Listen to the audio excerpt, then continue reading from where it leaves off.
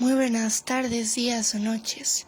Yo soy Lani y les doy la bienvenida a la Librería Encantada, donde cada página es un hechizo y cada historia una puerta a lo desconocido. Aquí, las palabras cobran vida y juntos nos sumergiremos en mundos fascinantes, personajes inolvidables y relatos que dejarán huella en el alma. Así que toma asiento, prepárate una bebida y déjate envolver por la magia de la lectura. En esta ocasión, leeremos el capítulo 37 de una novela escrita por Louisa May Alcott, Mujercitas. Capítulo 37. Una nueva impresión. A las 3 en punto, todo el que es alguien en Niza sale a dar la vuelta por la Promenade des Anglais, un lugar encantador. Se trata de un ancho paseo bordado de palmeras, flores y plantas tropicales que llega en uno de sus extremos a la orilla del mar, y por el otro a una gran avenida llena de hoteles y chalets que recortan sobre un fondo lejano de colinas y huertos de naranjos. En el paseo están representadas muchas naciones, se oye hablar de muchas lenguas, se lucen muchos vestidos y en un día de sol el espectáculo que ofrece tiene la alegría y el brillo propio del carnaval. Altivos ingleses, animados franceses, sobrinos alemanes, guapos españoles, feos rusos, sumisos judíos y despreocupados norteamericanos acuden al lugar a pasear o sentarse, mientras comentan algunas de las novedades y critican al famoso turno desde Ristori hasta Dickens y de Víctor Manuel a la reina Islas Sandwich. Los medios de transporte son tan variados como la concurrencia y llaman mucho la atención, sobre todo unas carrozas bajas tiradas por unos gallardos potros con alegres cortinas que impiden que los voluminosos vestidos con volantes de las damas salgan fuera del diminuto habitáculo y unos pequeños pajes encarnados en la parte trasera. Era el día de Navidad, y un joven alto recoma lentamente el paseo con las manos en la espalda y la mirada perdida como ausente. Parecía italiano, vestía a la iglesia y tenía el aire independiente de los norteamericanos. Esa mezcla llamaba poderosamente la atención de las mujeres, y hacía que los dandis de traje negro, pajarita rosa, guantes de ante y flor de naranjo de su altura de ojal con los que se cruzaba encogiesen de hombros y envidiasen su porte y su altura. Los muchos rostros hermosos que allí había no parecían llamar la atención del joven, que solo levantaba la vista de vez en cuando para fijarse en alguna joven rubia o vestida de azul.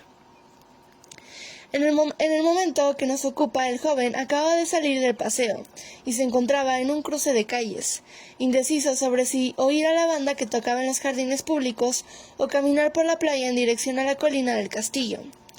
El rápido trote de los cascos de unos ponis le obligó a levantar la vista justo cuando un pequeño carruaje pasaba calle abajo, con una única dama en su interior. La dama era una joven rubia vestida de azul. Al verla, el rostro se le iluminó y agitó efusivamente su sombrero, feliz como un niño, al tiempo que corría hacia el carruaje. «Laure, ¿en verdad eres tú? Pensé que no vendrías nunca», exclamó Amy, que soltó las riendas y tendió las manos en un gesto que escandalizó de sobremanera a una madre francesa, testigo de la escena, que apresuró el paso para que su hija no se contagiase de los malos modos de esos locos ingleses. «Me he retrasado un poco, pero prometí pasar la Navidad contigo y aquí estoy». «¿Cómo está tu abuelo? ¿Cómo habéis llegado? ¿Dónde os hospedáis?» «Está muy bien. Ayer por la noche en el Chavrain fui a buscarte a tu hotel, pero ya había salido». «Mon Dieu, tengo tanto que contarte que no sé por dónde empezar. Entra y podemos charlar a gusto. Iba a dar un paseo y agradecer de tener compañía. Flo está descansando para tener fuerzas esta noche». «¿Qué ocurre esta noche? ¿Vais a un baile?» «El hotel ofrece una fiesta de Navidad. Hay muchos huéspedes norteamericanos y le han organizado en honor a ellos. Vendrás con nosotras, ¿verdad? La tía estará encantada». «Gracias. ¿A dónde vamos ahora?», preguntó Laure, que se reclinó y cruzó de brazos, para gran satisfacción de Amy, que esperaba poder conducir ella porque, fusta y riendas en mano, se sentía como una reina. «Primero he de pasar por el banco a buscar unas cartas. Luego iremos a la colina del castillo, a disfrutar de la vista, que es estupenda, y a dar de comer a los pavos reales. ¿Conoces el lugar?» «He estado en varias ocasiones, pero hace años. No me importa volver». «Bueno, ahora cuéntame algo de ti. Lo último que supe fue de que tu abuelo esperaba a que volvieses de Berlín». Sí, pasé unos meses allí, y luego me reuní con él en París, que es donde va a pasar el invierno. Allí tiene unos buenos amigos y mucho con los que entretenerse. Yo iré a visitarle y lo pasaremos en grande. Es un buen plan, comentó Amy, que tenía la impresión de que algo no terminaba de encajar en Laure, y no sabía qué. A él le horrorizaba viajar y yo detesto estar quieto, así que hemos buscado una forma de satisfacer las necesidades de los dos. Así no hay problema. Le veo con frecuencia y disfruto yéndome a narrar mis aventuras, y yo me alegro de que alguien me reciba con los brazos abiertos después de andar perdido un tiempo. Menudo agujero enorme lleno de mugre, ¿no te parece?, añadió con un gesto de disgusto cuando dejaron atrás el bulevar y entraron en la plaza de Napoleón, en la ciudad vieja. La mugre tiene su lado pintoresco, no me molesta. El río y las colinas son una delicia, y estas callecitas estrechas me encantan. Tendremos que parar para dejar pasar la procesión. Van a la iglesia de San Juan. Mientras Laure contemplaba con desgana la procesión de curas bajo palios, monjas con velos blancos y velas encendidas en las manos, y toda una hermandad de azul cantando, Amy lo observaba a él, y sentía cierto pudor al no reconocer en aquel hombre pensativo el muchacho de semblante alegre que ella conocía. Le pareció más guapo e interesante que nunca. Sin embargo, una vez superado el placer del reencuentro, el aspecto de Laure volvía a ser el de alguien agotado y sin ánimo. No enfermo o desdichado, sino más maduro y serio de lo que cabía esperar después de un par de años de buena vida. No comprendía qué le había ocurrido y no se atrevió a preguntarle. Meneó la cabeza y, una vez que la procesión hubo desaparecido bajo los arcos del puente de Paglioni en dirección a la iglesia, puso nuevamente en marcha el carruaje. «¿Qué pensabas?», preguntó, haciendo alarde de su francés, que, desde que había iniciado el viaje, había mejorado más en cantidad que en calidad. «Que Mademoiselle ha aprovechado muy bien el tiempo y el resultado es encantador», contestó Laure, que hizo una reverencia con la mano en el pecho y contempló a la joven con gran admiración.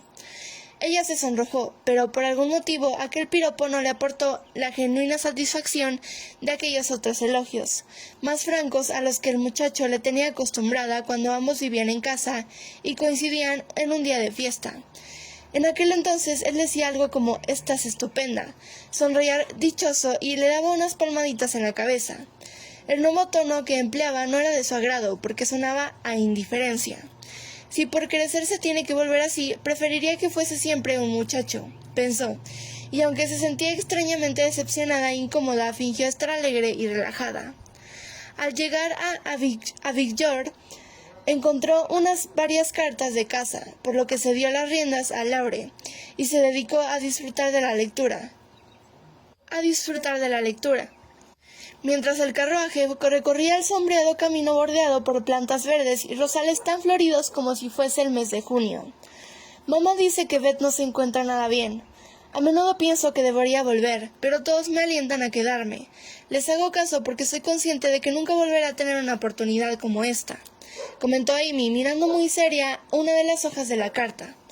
Creo que estás en lo cierto. En esta casa no podrías hacer nada, y todos se sienten mejor sabiendo que estás bien. Eres feliz y te diviertes, querida. Al decir esto, se acercó un poco y volvió a aparecer el Laure de siempre. Amy sintió que el miedo que a veces pasaba sobre su corazón disminuía porque la mirada del joven, sus gestos y aquel querida la hicieron sentir que, de ocurrir algo malo, no estaría sola en un país extraño. Al poco rato, reía mientras mostraba a Laure una caricatura de Joe con su traje de escribir, el lazo bien erguido sobre el gorro y la siguiente frase saliendo de su boca: «genio en plena ebullición». Laure sonrió, lo cogió y lo guardó en el bolsillo de su abrigo, para que no lo llevase el viento, y escuchó con interés a Amy, que muy animada leyó en voz alta una carta. «Esta sí que es una buena Navidad para mí. Por la noche los regalos, por la tarde tu presencia y estas cartas, y por la noche una fiesta», dijo Amy, cuando llegaron a las ruinas del viejo fuerte y un grupo de espléndidos pavos reales acudió a su encuentro y esperó dócilmente a que se les diesen de comer. Mientras Laura repartía migas a las mágicas aves, Amy reía sentada en un banco cercano. La joven la observó, como ella ya había hecho con él, movido por la curiosidad natural de descubrir los cambios provocados por el tiempo y la ausencia. Lo que encontró no le causó decepción o desconcierto, sino agrado y admiración, porque, a excepción hecha de una ligera afectación en el habla y los modales, la muchacha seguía siendo tan atractiva y grácil como siempre, con ese plus indescriptible que, aplicando al vestir y al porte, llamamos elegancia. Amy siempre había sido muy madura para su edad. Había ganado aplomo tanto en la forma de conducirse como en la conversación, por lo que daba la impresión de ser una mujer con más mundo del que en realidad tenía. Su antiguo mal humor asomaba de vez en cuando. Su fuerte personalidad seguía muy presente y el barniz extranjero no había hecho mella en su franqueza natural. Laura no se dio cuenta de todo esto mientras observaba cómo daba de comer a los pavos reales, pero apreció lo suficiente para sentirse satisfecho e interesado, y guardó en la memoria aquella escena protagonizada por una joven de rostro resplandeciente, bañada por la luz del sol, que destacaba el suave color de su vestido, el tono rosado de sus mejillas y el dorado brillo de su cabello. Cuando estaban a punto de alcanzar la meseta pedregosa que coronaba la colina, Amy le hizo una señal con la mano, como si le invitase a visitar su rincón favorito, y comentó señalando aquí y allá: ¿recuerdas la catedral y el corso? Los pescadores echando sus redes en la bahía y esa adorable carretera que conduce a la Villa Franca, la que fue a casa de Schubert, que quedaba justo allí debajo. Y lo mejor de todo, ¿ves esa pequeña mancha que se asoma en el mar? Es la isla Córcega. Sí, lo recuerdo todo muy bien. Apenas ha cambiado, contestó él sin mucho entusiasmo. Lo que daría yo por ver esa famosa mancha, dijo Amy, que se sentía de buen humor y tenía ganas de verle a él más animado. Sí, dijo él por toda la respuesta, pero se volvió y miró hacia la isla con más pasión de la que hubiese puesto el propio Napoleón. Echa un vistazo en su nombre y luego cuéntame en qué has estado ocupado durante todo este tiempo, propuso Amy, y tomó asiento con ganas de iniciar una conversación. Sin embargo, aunque el joven se sentó junto a ella, no consiguió que le dijera nada de interés. El joven contestaba vagamente a sus preguntas, y lo único que sacó en claro fue que había estado recorriendo Europa y que habían llegado hasta Grecia. Ese vano intento de comunicación se prolongó casi una hora. Luego regresaron a casa. Laure saludó a la señora Carroll y se marchó, no antes sin prometer que volvería por la noche. Amy se acicaló especialmente para la velada. El tiempo y la ausencia habían hecho mella en ambos. Ella veía a su viejo amigo bajo el nuevo prisma. Ya no era nuestro chico, sino un apuesto y agradable joven por el que sentía el deseo natural de agraciar. Sabía bien cómo sacar partido a su atractivo, y lo hizo con ese gusto y habilidad que constituyen a la verdadera fortuna de una joven sin recursos, pero hermosa. Como el turno era caro en Niza, eligió esta tela para cubrirse aquella noche, y, de acuerdo con la costumbre inglesa que indicaba que las jóvenes solteras han de vestir ropa sencilla, escogió un traje discreto y se adornó con flores naturales, algo de bisutería y unos complementos elegantes pero nada caros que lucían mucho. Hay que reconocer que, en el caso de Amy, a veces la artista le ganaba la partida a la mujer, y apostaba por peinados extravagantes, poses estatuarias y telas sofisticadas. Pero todos tenemos defectos, y no es difícil perdonar las debilidades de una joven que alegra la vista con su encanto, y nos hace sonreír con su ingenua vanidad. Quiero que me vea estupenda, y que lo comente a todos cuando vuelva a casa, pensó Amy, mientras se ponía un viejo vestido blanco de seda de flor y lo cubría con un chal de tul, que, al destacar el blanco de sus hombros y el dorado de su cabello, creaba un efecto de lo más artístico. Después de intentar recoger sus gruesos bucles y rizos en un mono en la nuca, tuvo el acierto de dejarse la melena suelta. No es lo que se lleva, pero me favorece y no puedo ir hecha un espantajo, solía decir cuando le recomendaban que se hiciese trenzas o se rizase o se ahuecase el pelo, como mandaba la moda. Como no tenía adornos lo bastante buenos para la ocasión, decoró las faldas de lana con azaleas y enmarcó sus blancos hombros con delicadas hojas de vid. Le vinieron a la memoria sus botas teñidas y repasó satisfecha sus femeninos zapatos blancos de satén, tras lo cual bajó a la sala admirando su aristocrático calzado. El abanico nuevo hace juego con las flores, y los guantes son un primor, y el encaje del pañuelo de la tía le da el toque final al vestido. Ojalá tuviese una nariz más regia. Entonces sería la mujer más feliz, se dijo, mientras echaba un último vistazo a su aspecto, con una vela en cada mano. A pesar de su preocupación, estaba especialmente hermosa y elegante. La joven solía caminar acompasadamente, casi nunca corría. No iba con su estilo, pensaba. Como era alta, consideraba que el aire que mejor le iba no era el de una muchacha deportista o energética, sino el de dama majestuosa, como la diosa Juno. Mientras esperaba, Laura recorrió el salón de un extremo a otro, aunque en una ocasión se detuvo bajo la lámpara de araña porque se dijo que su cabello brillaría más. Pero luego lo pensó mejor y se fue a un rincón, como si se avergonzase del infantil de su deseo de causar una buena impresión. Y fue un acierto, ya que Laura entró sin hacer ruido y la vio de pie, junto a una ventana con la cabeza medio vuelta, recogiéndose la falda con una mano, y al ver su figura esbelta y vestida de blanco contra las cortinas rojas le pareció una escultura bella y perfecta. «Buenas noches, Diana», saludó Laura, con esa expresión de satisfacción que a Amy tanto le gustaba ver en sus ojos cuando la miraba. «Buenas noches, Apolo», repuso, sonriendo a su vez porque él también estaba especialmente impresionante, y la idea de entrar en la sala del baile del brazo de un hombre tan encantador hizo que se apiadase de las 4 señoritas Davis. «Aquí tienes tus flores, las he preparado yo mismo teniendo en cuenta que no te gustan lo que Hannah llama floripondios», explicó Laure, tendiéndole un delicado ramillete con un elegante soporte que ella quería desde que lo vio en el escaparate Cardiglia. «¡Qué amable eres!», exclamó agradecida. «De haber sabido que vendrías, habría encargado flores para ti, aunque claro, no serían tan hermosas como estas». «Gracias, no están del todo bien de lo que deberían, pero en tus manos mejoran», repuso él mientras le colocaba una pulsera de plata en la muñeca. «Por favor, no lo hagas. Pensé que te agradaría. No viniendo de ti, prefiero que te comportes con la naturalidad de siempre». «Me alegro oírte decir esto», dijo él con alivio. Después abotonó los guantes de Amy y preguntó si le llevaba la corbata bien puesta, tal y como solía hacer cuando iban a alguna fiesta en casa. La gente que se reunió aquella noche en Salamander era de lo más variopinta, como solo en Europa se encuentra. Los hospitalarios anfitriones norteamericanos habían invitado a todos sus conocidos en Niza, y como no tenían nada en contra de los títulos, se habían asegurado de la presencia de unos cuantos nobles, que diesen brillo a su fiesta de Navidad. Un príncipe ruso aceptó sentarse en un rincón durante una media hora y charlar con una mujer muy gorda, que vestía como la madre de Hamlet, con un traje de terciopelo negro y una gargantilla de perlas pegada a la barbilla. Un conde polaco de 80 años se dedicó en cuerpo y alma a conquistar mujeres que lo consideraban un hombre fascinante, y un noble alemán, que había aceptado la invitación exclusivamente por la cena, recorría la sala en busca de algo que devorar.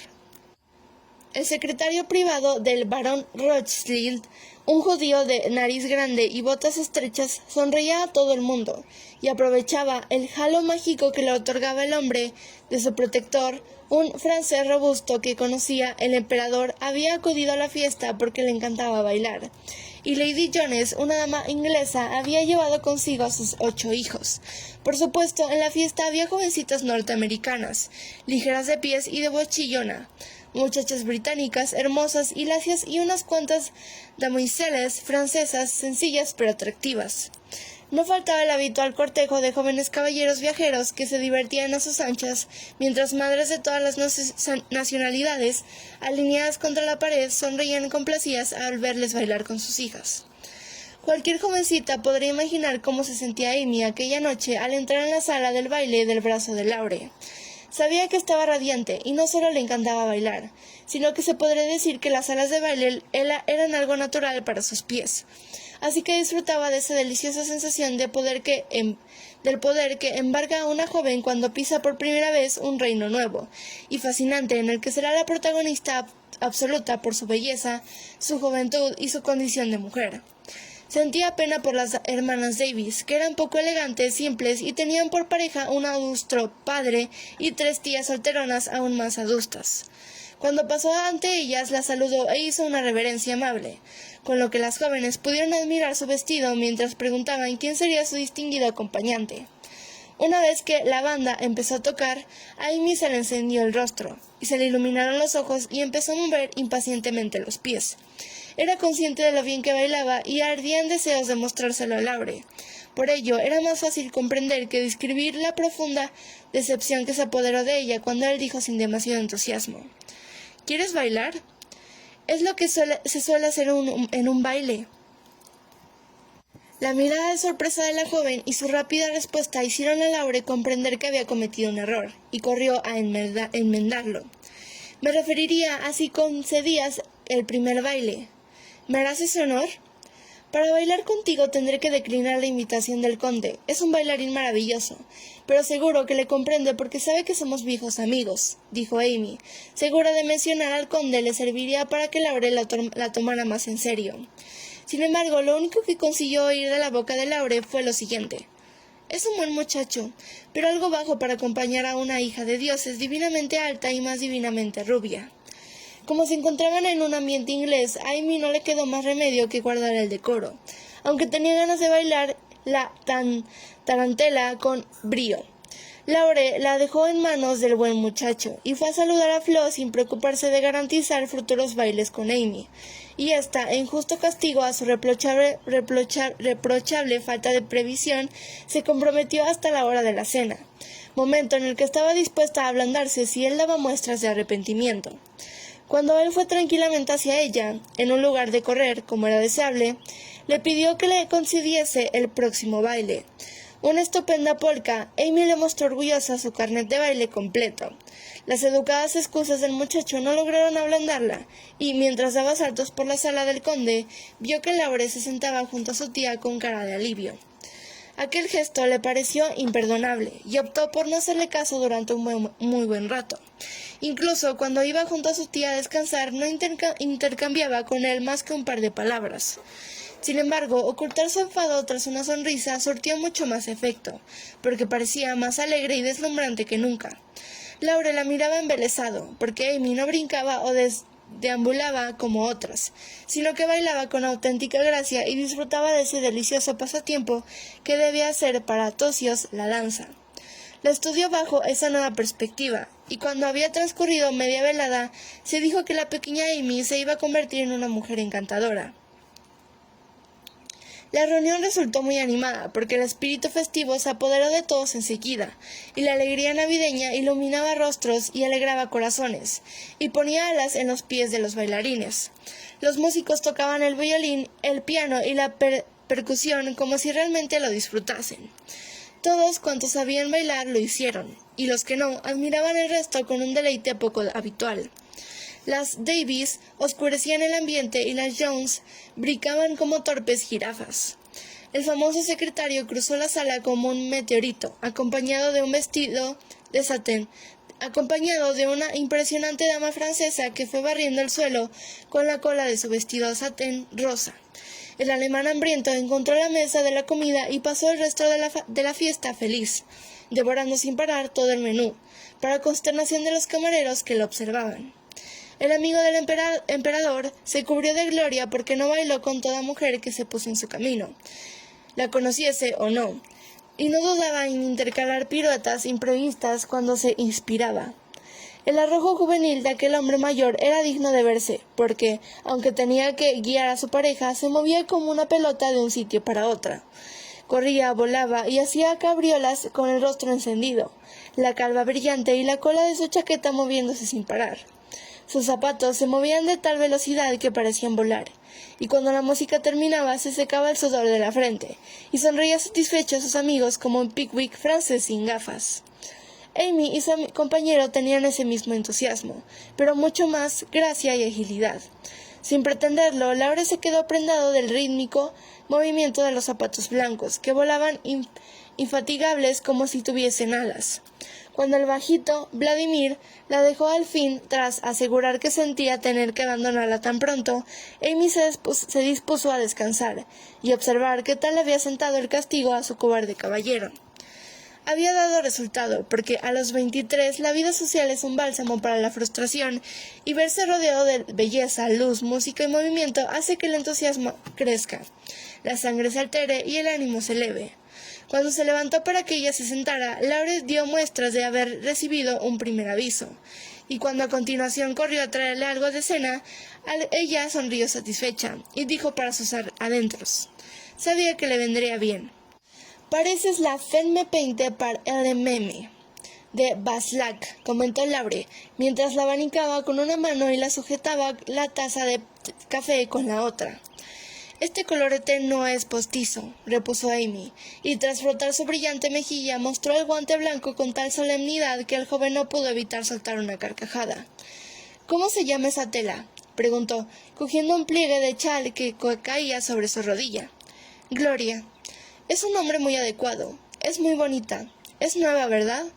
Es tan vieja como el mundo. Se la habrás visto puesta a docenas de chicas y no te has dado cuenta de lo bonita que eran hasta ahora. Es porque no la había visto nunca en ti. De ahí mi error. No sigas, te lo prohíbo. Prefiero que me traigas más café a que me piropies. Me pone nerviosa verte grandulear. Laure se levantó cual rayo y cogió obedientemente la taza vacía. Experimentaba un extraño placer al cumplir las órdenes de la pequeña Amy, que, superada la timidez inicial, sentía el deseo irrefrenable de tratarle sin miramientos, como gusta hacer a las muchachas cuando ven que algún señor da alguna muestra de sometimiento. ¿Dónde has aprendido a actuar de este modo?, preguntó él, con una mirada burlona.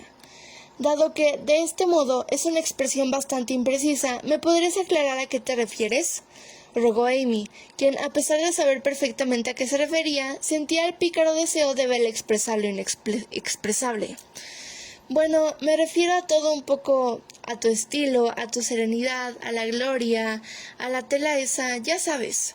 Laure se echó a reír, dándose por vencido, y aprovechó aquel nuevo término para salir del apuro. Amy estaba satisfecha, pero por supuesto no dio muestras de ello, y apuntó con coqueta timidez. Lo queramos o no, vivir en el extranjero enseña mucho. Yo me he dedicado tanto a estudiar como a divertirme, y en cuanto a esto, añadió señalando el vestido con un gesto, el tul es una tela barata. Las flores se consiguen por nada, y estoy acostumbrada a sacar partido de lo poco que tenga a mi alcance. Amy de inmediato se arrepintió de haber pronunciado la última frase. Temía que no fuera un comentario de buen gusto, pero Laure la quiso aún más por haberlo dicho.